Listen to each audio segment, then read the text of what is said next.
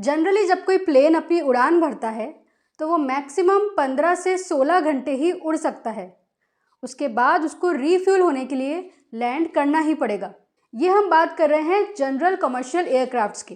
पर आज के इस वीडियो में हम बात करने वाले हैं एक ऐसे प्लेन की जिसने अपनी उड़ान तो सन 1955 में भरी थी, पर वो लैंड हुआ पूरे 37 साल बाद, यानी सन 1992 में। नमस्कार दोस्तों, मेरा नाम है सोनम और स्वागत है आपका क्यूरियस सेंटर में। आज की हमारी कहानी शुरू होती है 2 जुलाई 1955 से। डॉगलस DC-4 एक American chartered plane Pan Am flight 914 New York airport से मियामी की ओर अपनी उड़ान भर रहा था। इस फ्लाइट में 60 पैसेंजर्स और 6 क्रू मेंबर्स मौजूद थे। इस फ्लाइट को अपनी मंजिल तक पहुंचने के लिए पूरे 4 घंटे लगने थे, लेकिन उड़ान भरने के कुछ ही मिनटों बाद ये प्लेन एयर ट्रैफिक कंट्रोल के रडार से गायब हो जाता है और अथॉरिटीज़ को बिल्कुल भी आइडिया नहीं होता कि आखिर इतना बड़ा प्लेन एकदम से गायब कहाँ हो गया। प्लेन को ढूंढने के लिए काफ़ी सर्च ऑपरेशंस किए जाते हैं, पर इस प्लेन का कहीं भी कोई नामो निशान नहीं मिलता। काफ़ी इंतज़ार करने के बाद भी जब ये प्लेन अपनी डेस्टिनेशन पर नहीं पहुंचता, तो अथॉरिटीज़ भी ये मान लेती है कि ज़रूर ये प्लेन या तो कहीं क्रैश हो गया होगा या फिर किसी ओशन में डूब गया होगा। दिन बीतते हैं, साल गुजरते हैं और डॉगलस DC-4 को सब भूल चुके होते हैं। लेकिन फिर 37 साल बाद 21 मई 1992 को वेनेजुएला की कैपिटल कैराकस के एयरपोर्ट पर ATC के रडार स्क्रीन में अचानक से एक सिग्नल आता है। शुरुआत में तो ATC को लगता है कि एयरपोर्ट पर लैंड करने वाली ही कोई नॉर्मल फ्लाइट होगी, लेकिन कुछ टाइम बाद जब वो प्लेन क्लियरली विजिबल होने लगता है, तब सभी एयरपोर्ट अथॉरिटीज़ पूरी तरह से हैरान परेशान हो जाती है। उन्हें हैरानी इस बात की थी कि ये कोई आज के ज़माने का प्लेन नहीं था, बल्कि बहुत पुराना प्लेन था जिसका यूज़ करना काफ़ी साल पहले ही बंद हो गया है। एयरपोर्ट पर मौजूद अथॉरिटीज़ को भी काफ़ी आश्चर्य हो रहा था कि इतना पुराना प्लेन इस समय आखिर कैसे मौजूद है। इतने में ही वो प्लेन एयरपोर्ट के कंट्रोल रूम पे कांटेक्ट करता है और यहाँ पे मौजूद ऑफिसर और इस घटना के गवाह जुआन डी ला कोटे प्लेन के पायलट से प्लेन का नाम पूछते हैं। पायलट का जवाब आता है। पायलट उन्हें जवाब देता है कि हम प्लेन DC-4 की फ़्लाइट 914 हैं। हमारे प्लेन में 60 पैसेंजर्स और 6 क्रू मेंबर सवार हैं। हमें न्यूयॉर्क से मियामी पहुंचना है। ये सब सुनकर वहाँ पर मौजूद जुआन और बाकी के ऑफिसर्स और भी ज़्यादा हैरान परेशान हो जाते हैं। इस बार वो ऑफिसर्स हैरान इसलिए थे क्योंकि प्लेन के पायलट की बात सुनकर उन्हें ये बिल्कुल भी समझ नहीं आ रहा था कि आखिर ये प्लेन अपना रास्ता भटककर 2200 किलोमीटर दूर किसी और कंट्री में कैसे पहुंच सकता है। इतने सारे सवालों के जवाब ना मिलने के बावजूद भी वो प्लेन में बैठे पैसेंजर्स की सेफ्टी के लिए रनवे को क्लियर कराते हैं।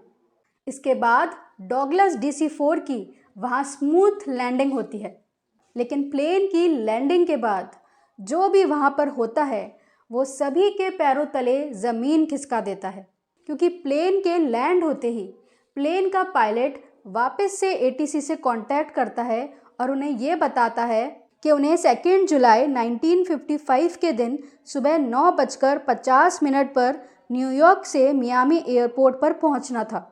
ये बात सुनकर तो जुआन और बाकी के ऑफिसर्स बहुत ज़्यादा शॉक हो जाते हैं और वो जवाब देते हैं कि आपने वेनेजुएला के कैराकस एयरपोर्ट पर लैंड किया है और आज 21 मई 1992 का दिन है।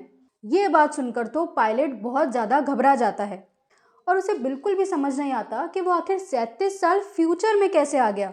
और साथ ही एयरपोर्ट के लोग भी दुविधा में आ जाते हैं कि जिस प्लेन को वो अपने सामने देख रहे हैं वो 37 साल पहले टेक ऑफ हुआ था। अपनी आंखों के सामने नई टेक्नोलॉजी के प्लेन्स और नए ज़माने की बिल्डिंग्स को देखकर पायलट का सर पूरी तरीके से चकरा जाता है और इसे बिल्कुल भी समझ नहीं आता कि आखिर उसके साथ ये हो क्या रहा है। वो तुरंत उस जगह से टेक ऑफ करने का फैसला लेता है। लास्ट टाइम जब वो उस जगह से रवाना हो रहा था तो उसके हाथ में एक फाइल थी। जिसमें से एक कागज़ का टुकड़ा उस एयरपोर्ट के रनवे पर ही गिर जाता है।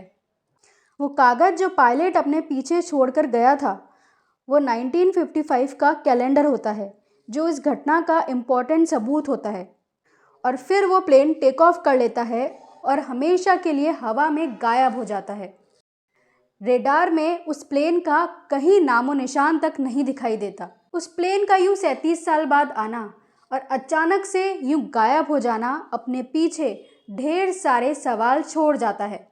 पहला सवाल कि आखिर 1955 में टेक ऑफ हुआ ये प्लेन आखिर 37 साल तक था कहाँ? और दूसरा सवाल ये कि क्या डॉगलस DC-4 ने टाइम ट्रैवल किया था? अगर इस प्लेन ने टाइम ट्रैवल किया था तो वास्तविकता में ऐसा सिर्फ 2 ही तरीकों से पॉसिबल है। पहला तो ये तब हो सकता है जब कोई भी ऑब्जेक्ट ब्लैक होल के नज़दीक पहुंच जाता है, और दूसरा ये तब हो सकता है जब कोई भी ऑब्जेक्ट लाइट की स्पीड को मैच कर लेता है। अब अगर वो प्लेन अर्थ पे उड़ रहा था तो उसका ब्लैक होल के पास पहुंचना या अर्थ पर रहकर ही उसका सामना किसी ब्लैक होल से होना संभव ही नहीं है। दूसरी ओर डॉगलस DC-4 जो कि एक 4 इंजन प्लेन था और जो साल 1955 से भी पहले का मैन्युफैक्चर था, उसकी स्पीड लाइट को मैच करना तो बिल्कुल भी मुमकिन ही नहीं है। इन शॉर्ट, इस प्लेन का टाइम ट्रैवल करना तो बिल्कुल ही पॉसिबल नहीं है। सबसे पहले इस घटना की खबर को वीकली वर्ल्ड न्यूज़पेपर ने कवर किया था। ये न्यूज़पेपर एक बार नहीं बल्कि 2 बार इस स्टोरी को छाप चुका है। पर अगर आप रिसर्च करेंगे तो आपको पता चलेगा कि ये न्यूज़पेपर काफ़ी सारी फिक्शनल स्टोरीज़ छापता रहता है। मतलब इन स्टोरीज़ का वास्तविकता से कोई लेना देना नहीं होता।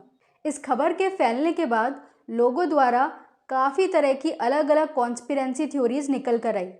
कुछ लोगों का मानना था कि ये एक सच्ची घटना है और सच में उस प्लेन ने टाइम ट्रैवल किया था, पर कुछ लोगों का कहना है और सच्चाई भी यही है कि ये स्टोरी सिर्फ और सिर्फ एक मनगढ़ंत कहानी है जिसका वास्तविकता से कोई लेना देना नहीं है।